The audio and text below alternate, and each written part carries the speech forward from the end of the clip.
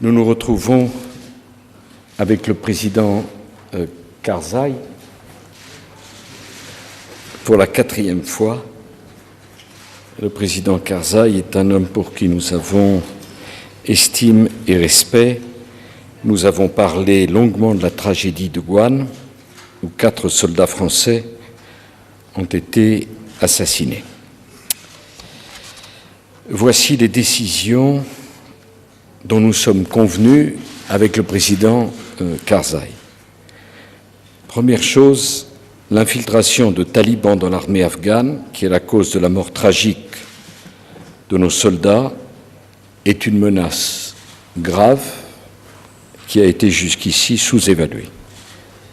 Il faut en tirer rapidement les conséquences, réviser de façon détaillée les conditions d'exécution de la mission de formation et renforcer de façon décisive la sécurité de nos troupes. Je remercie le président Karzai qui a pris l'engagement de tout faire en ce sens. Nos ministres de la Défense sont chargés de mettre en œuvre les mesures de protection supplémentaires qui ont été décidées. Nous demanderons à l'OTAN de se saisir d'urgence du problème des infiltrations dans l'armée et la police afghane, car il affecte l'ensemble de notre stratégie de transfert aux Afghans et concerne tous les alliés. Ayant reçu les assurances que nous demandions, la reprise des missions de formation dispensées par les militaires français sera effective dès demain. Deuxièmement, le président Karzai, et je l'en remercie, nous a assuré que la province de Kapisa, où se trouve le contingent français, passerait sous responsabilité afghane à partir du mois de mars prochain. Troisièmement, nous avons décidé d'un commun accord avec le président Karzai de demander à l'OTAN une réflexion sur une totale prise en charge des missions de combat de l'OTAN par l'armée afghane au cours de l'année 2013. Le gouvernement français portera une proposition dans ce sens lors de la réunion des ministres de la Défense de l'OTAN les 2 et 3 février prochains. Pour la France, la poursuite de la transition et ce transfert graduel des responsabilités de combat permettra de planifier le retour de la totalité de nos forces combattantes dès la fin de l'année 2013. Le retour de nos soldats est engagé depuis le sommet de l'OTAN en novembre 2010. 400 soldats sont déjà rentrés en France l'an dernier. D'ici la fin de l'année 2012, compte tenu des progrès de la transition et en accord avec le président Karzai, 1000 soldats supplémentaires quitteront l'Afghanistan. À l'issue, après le retrait de nos forces combattantes, la France restera engagée dans la formation de soldats afghans, aux conditions de sécurité que j'ai évoquées. Enfin, nous venons de signer un traité franco-afghan. Ce traité organise la coopération bilatérale entre nos 2 pays dans les domaines essentiels du développement futur de l'Afghanistan, l'agriculture, la santé, l'éducation, les institutions, les infrastructures. C'est la traduction concrète de l'engagement de la France en Afghanistan sur le long terme. Nous soutenons la démocratie afghane. Une nouvelle étape s'engage avec les Afghans, au cours de laquelle les projets civils et développement prendront progressivement le relais de notre présence militaire. À titre d'exemple, nous travaillons d'ores et déjà sur l'hôpital français pour la mère et l'enfant de Kaboul, pour la création d'un réseau de lycées techniques agricoles, un partenariat entre nos services géologiques pour développer les ressources minières considérables de l'Afghanistan et l'appui à la création d'une gendarmerie afghane. C'est clair, l'avenir de la coopération entre la France et l'Afghanistan, c'est une coopération civile, économique, diplomatique, politique. Notre coopération militaire sera un soutien logistique et de formation.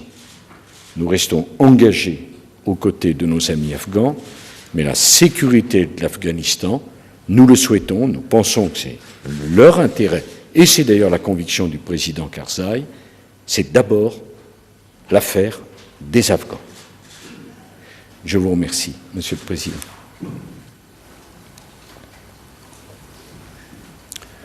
Thank you very much, dear friend, President Nicolas Sarkozy, Mr. Prime Minister, Excellencies, Ministers.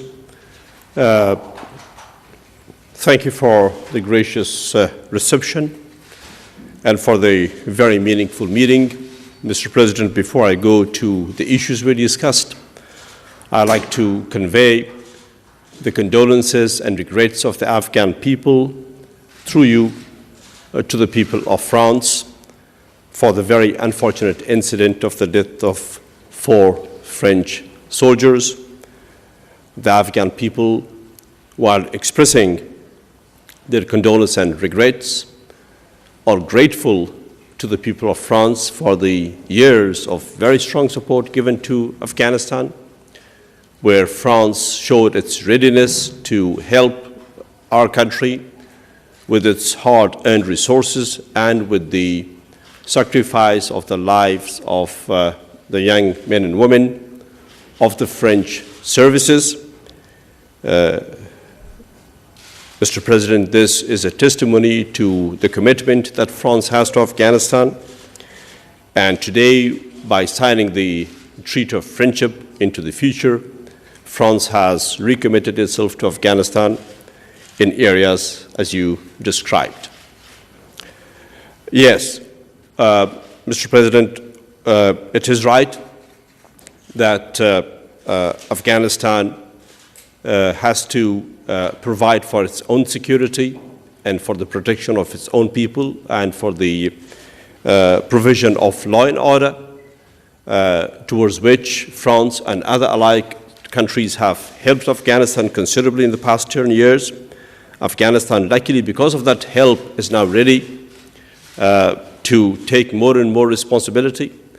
The transition to Afghan authority has already taken place in more than 50% of our population from our NATO allies, and we hope to finish the transition, to complete this transition of authority to the Afghan forces, to the Afghan government, by the end of 2013, the earliest, or by the latest, as has been agreed upon, by the end of 2014.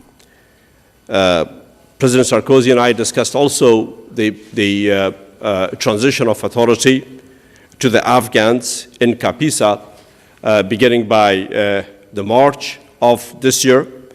And from that point onwards, France will engage with us in training and support activities. Mr. President, Afghanistan recognizes the friendship of France over at least a century now. We have an old relationship, and that relationship has been tested well by the commitment of France to Afghanistan. We had a meeting where minds were of the same view, where we agreed upon issues that President Sarkozy raised. And as I go back home, we will begin to implement it and give you our assurance on that. And Mr. President, thank you very much once again for the generous support of France in all the areas of education and health and the economic support and the military support. Afghanistan is grateful and will remain so into the future.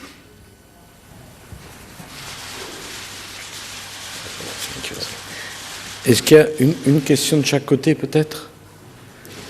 Monsieur le Président, deux questions, si vous le permettez. Les soldats qui vont rester, si on a bien compris, au-delà du retrait des forces combattantes en 2013, combien seront-ils et jusqu'à quand resteraient-ils en Afghanistan? Et deuxièmement, ces missions qui vont reprendre et ces opérations de formation, compte tenu des événements qui se sont passés la semaine dernière, est-ce qu'elles vont changer dans la manière dont on les organise? Est-ce qu'on va changer la façon dont on organise le contact, par exemple, entre les soldats afghans et les soldats français? D'abord, la France est engagée avec ses amis afghans et avec ses alliés. Et j'aurai une conversation dès demain avec le président Obama, qui est tout à fait d'ailleurs informé des annonces que nous avons faites. En 2011, 400 soldats français sont rentrés à la maison. En 2012, 1000 de plus rentreront du fait du transfert à nos amis afghans de la Capissa. Les soldats qui resteront feront une action d'encadrement et de formation pour développer l'armée afghane. Ce qui changera, c'est que les conditions de sécurité au moment du recrutement dans l'armée afghane, le président Karzai nous l'a dit, nous lui faisons confiance, seront plus fortes. L'idée que nous allons proposer à l'ensemble de nos alliés, en accord avec le président Karzai, c'est que l'année prochaine, les forces alliées, les forces de la coalition, auraient vocation à être des forces au service de l'encadrement, de la formation, et non pas des forces combattantes. Le président Karzai le dit depuis longtemps. C'est aux Afghans d'assurer leur sécurité. Nous pouvons les aider. Mais l'opération qui avait été décidée il y a 10 ans par M. Jospin et par M. Chirac, forcément, elle a un terme. Forcément, elle a un terme. Ce terme n'est pas fixé par les talibans. Ce terme est fixé par la conviction que nous avons tous, le président Karzai comme nous-mêmes, qu'un pays de près de 30 millions d'habitants ne peut pas supporter de ne pas assurer lui-même sa sécurité et d'avoir des bases militaires étrangères sur son territoire. Ça doit se faire en ordre. Donc ça, c'est 2013. Nous souhaitons qu'il n'y ait plus de forces de la coalition combattantes. Bon. Alors après, en 2014, il restera un certain nombre d'éléments militaires qui continueront la formation, mais ça sera bien sûr résiduel par rapport aux forces qui sont aujourd'hui en Afghanistan. Il est difficile de donner un chiffre dès maintenant, ça doit faire l'objet de discussions avec le président Karzai, mais on sera à tout le moins de l'ordre de quelques petites centaines. Voilà. Mais ce point fera l'objet d'une discussion avec les ministres, le gouvernement. Voilà. Mais le projet, c'est celui-ci. 2012, la Capissa, à partir de mars, rendue aux forces afghanes. 1000 soldats français de plus qui rentrent. 2013, on continue les actions de formation. On n'est plus dans les actions combattantes. Et à partir de 2014, un pays souverain qui assurera sa sécurité lui-même, et nous aurons une tâche qui sera définie par le ministre de la Défense, de formation, de logistique, de réalisation d'infrastructures. C'est d'ailleurs la même opération qui est engagée en Côte d'Ivoire, dont nous avons signé un nouveau traité de défense hier. La Côte d'Ivoire avait, je le disais au président Karzai, plusieurs centaines, quelques milliers de soldats français sur son territoire. L'armée française n'a pas vocation à rester à Abidjan. Nous laisserons 200, 300, 400 soldats sur place. Nous avons, monsieur le ministre d'État, une communauté française importante. Voilà ce que nous ferons. Voilà le calendrier précis. Et ce qui est important que vous compreniez, c'est que c'est fait en accord avec le président Karzai. C'est un pays de 30 millions d'habitants, l'Afghanistan, et en accord avec nos alliés, d'une façon organisée et raisonnable, me semble-t-il. Monsieur le Président, bonjour, James Keaton d'Associated Press. Juste que je comprenne bien, la grosse partie de la mission française en Afghanistan en ce moment, c'est justement en Capissa. Donc, comment vous êtes en train de nous dire que fin mars, la France va céder contrôle de ce territoire qui est quand même stratégique aux Afghans, juste bien préciser ça. Et par ailleurs, ne craignez-vous pas la réponse que ça peut affaiblir l'alliance en général de l'OTAN en voyant que le quatrième contributeur va réduire ses forces? Merci de votre question. Que les choses soient claires. Nos soldats ont fait un travail remarquable en Capissa. Comme avant, ils avaient fait un travail remarquable en Surobie. Et c'est parce qu'ils ont fait un travail remarquable que nous pouvons passer le relais à nos amis afghans. Nous n'avons pas attendu la tragédie de ces jours derniers pour décider de cela. Vous le comprenez. Le travail qui a été fait, qui nous avait été demandé par les alliés et par le président Karzai, c'était de pacifier la Capissa. Or, tous les alliés et les autorités afghanes, ça compte, disent le travail qu'a fait l'armée française est remarquable. Mais de la même façon que j'ai organisé le transfert de la sécurité de Kaboul à nos amis